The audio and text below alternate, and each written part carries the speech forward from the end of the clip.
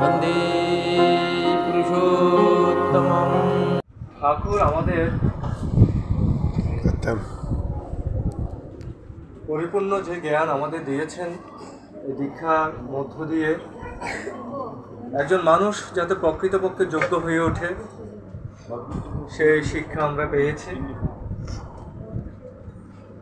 প্রাত্যহিক জীবনে আমরা তার কিছু বিধান করে পালন করি, ইষ্টবিধি, প্রার্থনা, নাম ধ্যান। আমাদের স্মৃতিশক্তি, মেধাশক্তি, আমাদের কর্মদক্ষতা, মানসিক, শারীরিক, আধ্যাত্মিক শক্তি বৃদ্ধি, এই সবগুলো আমরা ঠাকুরের এই কাজগুলোর মধ্য দিয়ে আমরা সেগুলো আমাদের মধ্যে অনুধাবন করি যে আমি এত কাজ করি, এত কর্ম করি, তারপরে কীভাবে আমরা ভোর 4টা-5টা বাজে কীভাবে ঘুম থেকে উঠি, রাত্রে 2টা বাজেও যদি ঘুমাই যেন কেউ যেন এসে ডেকে দিচ্ছে প্রার্থনার সময় হয়ে গিয়েছে, উঠে যাও। এখানে ঠাকুরের যে কথাটা রয়েছে, ভালোবাসার টান কর্মে আনে সফলতা, জীবনে উত্থান। যে ভালোবাসা মানুষকে সর্বোচ্চ যে শক্তি, সে শক্তির সাথে একাকার করে দেয়, যে আত্মা পরমাত্মার সাথে যে একাত্মতা, সেটা আমরা উপলব্ধি করি, যে অভিন্ন সত্তা। যখন ঠাকুরের ধ্যানে যখন মগ্ন থাকি, সেই ধ্যানটা কি বসে ধ্যান? তা নয়। আমার ধ্যান চলছে, চলতে ফিরতে আমার ধ্যান চলছে। আমার চিন্তায় এমনভাবে তিনি প্রকট হয়ে থাকেন যে তার অস্তিত্ব আমি প্রতিনিয়ত উপলব্ধি করি। এটি হচ্ছে ভালোবাসা। এটি আমাকে বৃদ্ধির দিকে নিয়ে যাচ্ছে। আমার পরিবেশ, আমার পরিবার সবটাকে অনেকটা শক্তিশালী করে তুলছে ওই ভালোবাসাটুকু। আর সেই ভালোবাসার কেন্দ্র আমার শ্রী ঠাকুর অনুকূলচন্দ্র, যাকে আমরা মাথায় নিয়ে চলছি প্রতিনিয়ত। একদিন আমাকে একজন বলছিল, দাদা আপনি কিভাবে বহন করছেন ঠাকুরকে, কিভাবে আপনি ঠাকুরকে বহন করছেন, কিভাবে চলছেন?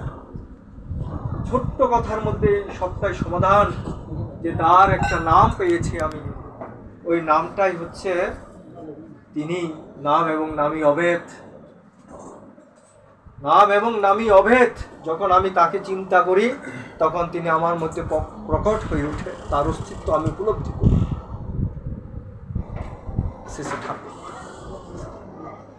এই জন্য পরম প্রেমময় শ্রী শ্রী ঠাকুর তিনি বলছেন কি, যে চলার পথে ধাপে ধাপে সত্তাটাকে কষে নিয়ে ব্যক্তিত্বটাকে রাখবে স্বাধীন, নিষ্ঠা নিপুণ চলন দিয়ে, নয়তো যাবি অধঃপতনে, সংক্রামণে মরবে সব, ব্যক্তি মেরুদণ্ড ভেঙে জাহান্নামের হবে উদ্ভব। আমাদের এই যে আমরা চলছি প্রতিনিয়ত, আমাদের সংসার, ব্যক্তি জীবন, কর্মজীবন, এগুলো নিয়ে যখন আমরা চলছি, এই চলার মধ্যে আমরা যে একটু একটু করে নিজেকে গুছিয়ে নিচ্ছি, ভালোটাকে কাছে নিচ্ছি, মন্দটাকে দূরে সরিয়ে দিচ্ছি,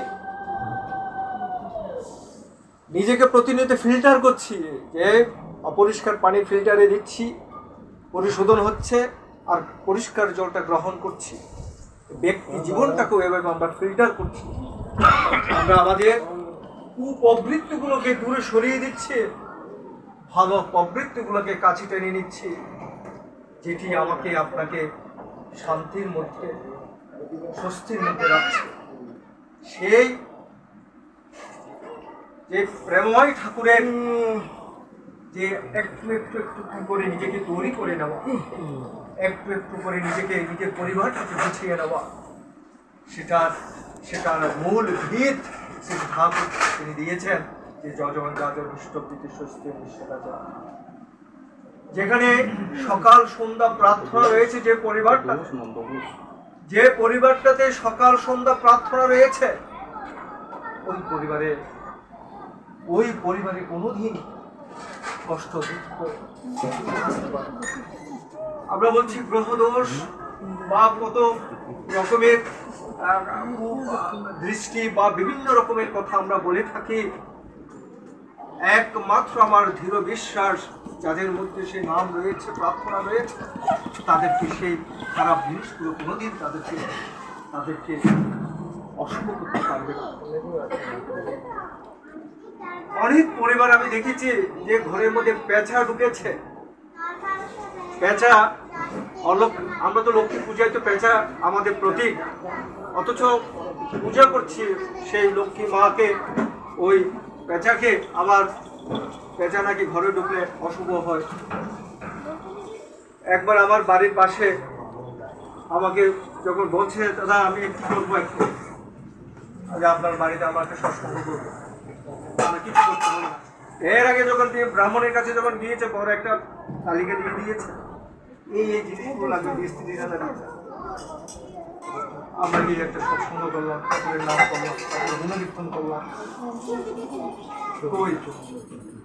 ঠাকুর একটা কথা বলেছিল যে কোনো প্রকার সংস্কারে আবদ্ধ থেকো না, একমাত্র পরপুরুষের সংস্কার ছাড়া আর সবকিছুই বন্ধ। আমরা যারা সৎসঙ্গী, যারা ঠাকুরের আশ্রয় হয়েছে, আমরা সে অলৌকিক, সে কুসংস্কার, এগুলোকে আমরা বিশ্বাস করি না। আমরা বিশ্বাস করি তার সংস্কারগুলোকে, ঠাকুরের সংস্কারগুলোকে। এই জন্য ঠাকুর বলছে, তোমার জীবনকে যেভাবে বলি দেবে, নিশ্চয়ই তেমন তোর জীবন লাভ করবে। তুমি যেভাবে তোমার জীবনকে চিন্তা ভাবনার মধ্যে পরিচালিত করবে, সেভাবে তুমি সুন্দর একটা জীবন পাবে।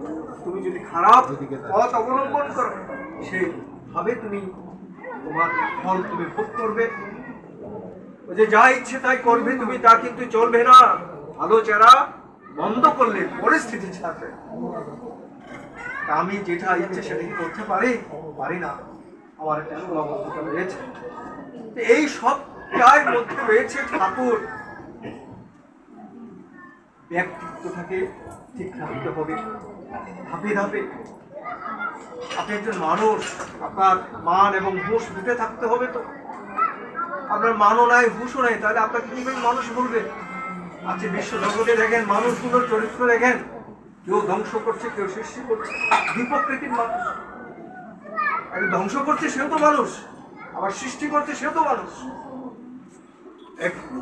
এক আশ্চর্য সৃষ্টি ভগবানের পৃথিবী জুড়ে তিনি ছড়িয়ে ছিটিয়ে দিয়েছেন সবগুলো মানুষ। কিন্তু মানুষের মধ্যে পশুর আচরণ, পশুর চরিত্র, এই এক আশ্চর্য বিষয়। এই একমাত্র আপনি যখন চিন্তা ভাবনাগুলো যখন ঠাকুরের কাছে, ঠাকুরের উদ্দেশ্য যখন আপনি এগুলো নিয়ে যখন ভাববেন, তখন আপনার মধ্যে জিজ্ঞাসা আসবে যে তুমি কতটুকু হতে পেরেছ। তখন বলছে, তুমি নিজ পরিবার, পারিপার্শ্বিক সবকিছুর জন্য দায়ী তুমি। আজকে প্রত্যেকটা কাজ, প্রত্যেকটা কর্মের জন্য, আমার পরিবেশ প্রতিবেশী সবটার জন্য ঠাকুর তোমার নিজেকে দায়ী করেছে। তুমি কতটুকু হতে পেরেছ। এই জন্য বলছেন, চলার পথে ধাপে ধাপে সত্তাটাকে কষে নিয়ে, এই সত্তাকে কষতে হবে, সমাজে করতে হবে। কেন তোমার আগমন হয়েছে পৃথিবীতে? কেন আসছো তুমি? তোমার আসা প্রয়োজনটা কি ছিল?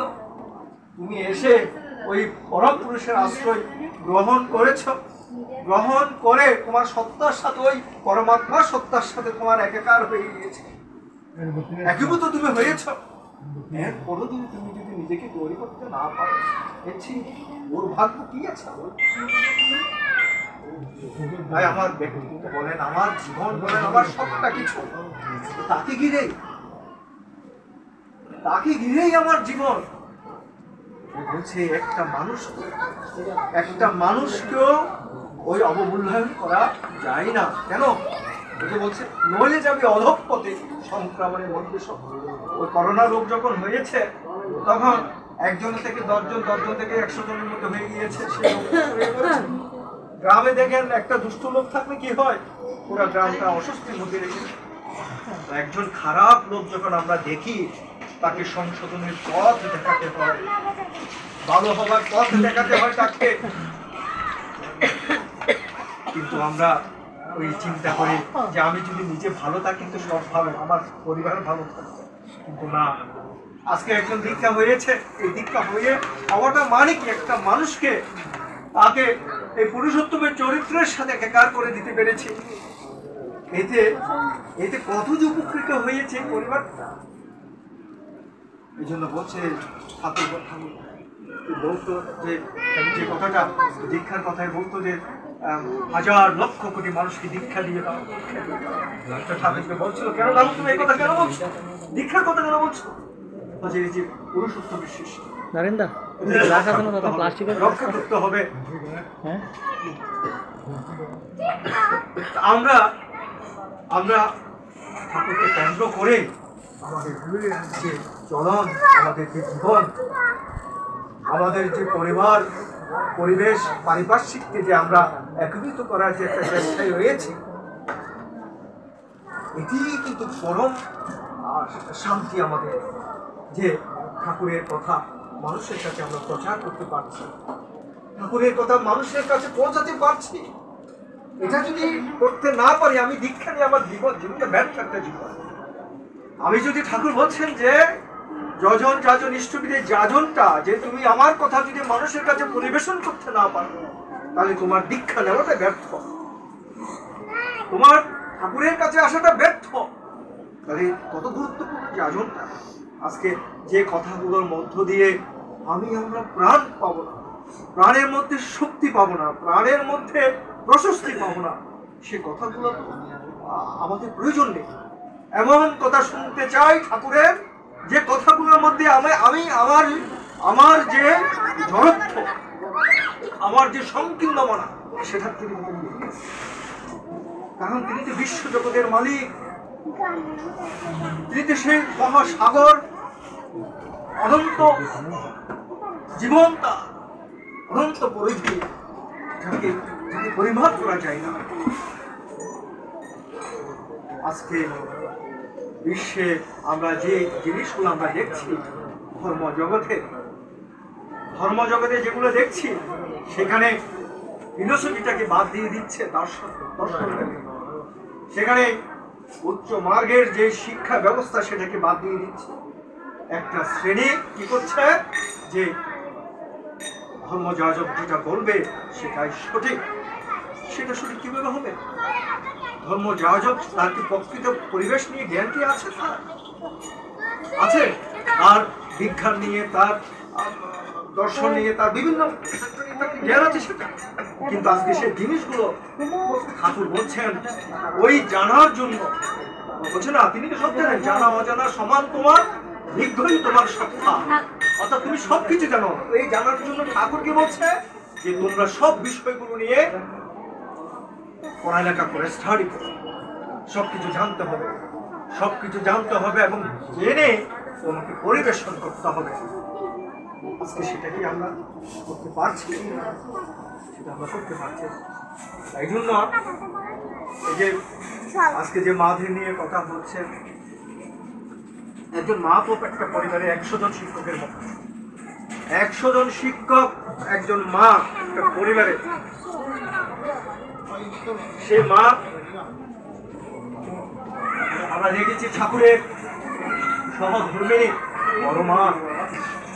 বড় মাকে একবার জিজ্ঞেস করা হয়েছিল, মা তুমি কি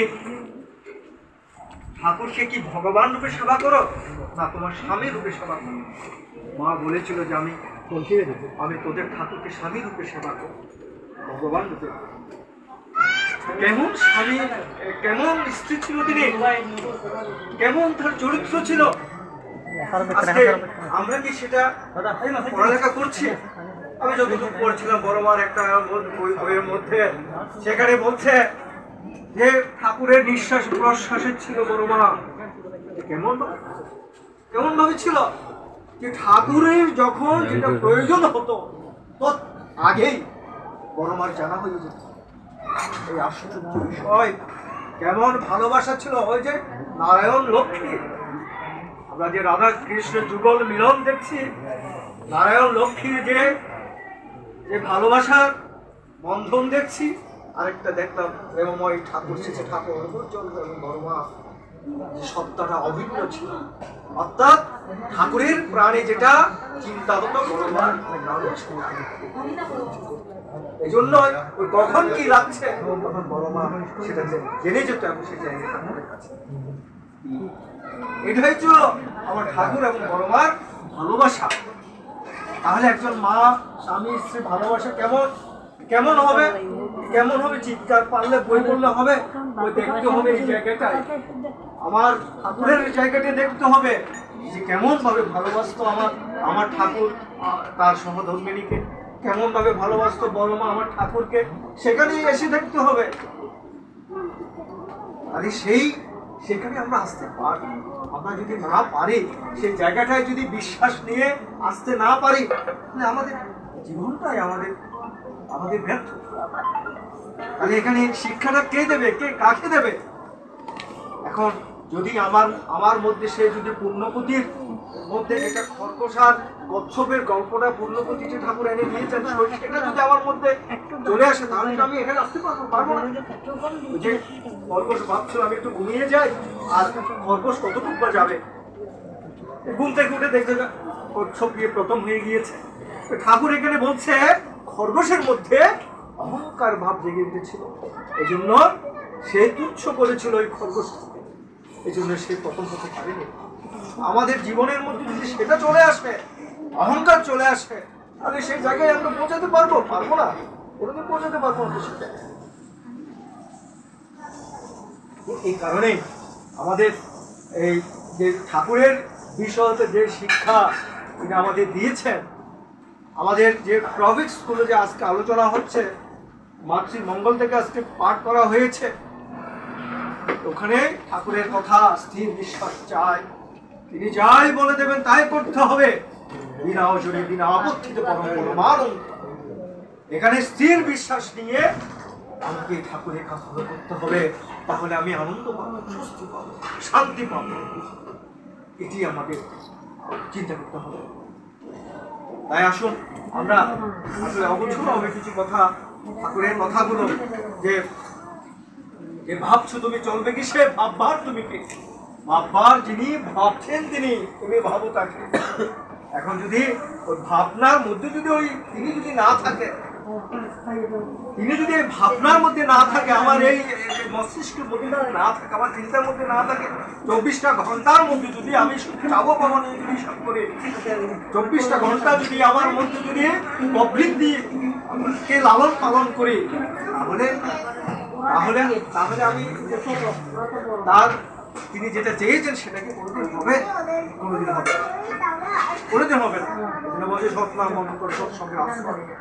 তেমনই করে চলতে থাকো, আমি নিশ্চয়ই বলছি তোমাকে তোমার উন্নয়নের জন্য ভাবতে হবে না। এই সৎসঙ্গতে সেটা এখানে প্রাণের স্পন্দন বৃদ্ধি পায়, শরীরের মধ্যে ভাইব্রেশন হয়, কম্পন হয়, এখানে মনের যত রকম কষ্ট দুঃখ জ্বালা যন্ত্রণা সবকিছু পরিত্রাণ হয়। এ হচ্ছে সৎসঙ্গ, এটি হচ্ছে ঠাকুর এটি চেয়েছে, এটার সাথে থাকো জীবন বৃদ্ধির জন্য, এখানেই তোমার একমাত্র পথ। তাই ওই একটি সপ্তাহ পরে আমরা একটা দিন কবি ছুটে আসি, সবাই কোথায় সৎসঙ্গ হচ্ছে। এইভাবেই আমাদের চলমান জীবন, সবার ইষ্টময় জীবন হোক, সবাই ভালো থাকবেন, আপনার পরিবার মঙ্গলময় হয়ে উঠুক, এবং নতুন এই দেশে তারা ঠাকুরকে নিয়েই থাকবেন, আসন বানিয়েছেন, সুন্দরভাবে ঠাকুরকে বসিয়েছেন। এভাবেই হওয়া চাই প্রত্যেকটা পরিবারে, এভাবেই আমরা ঠাকুরকে রাখতে চাই। ভালো থাকবে সবাইকে জয়।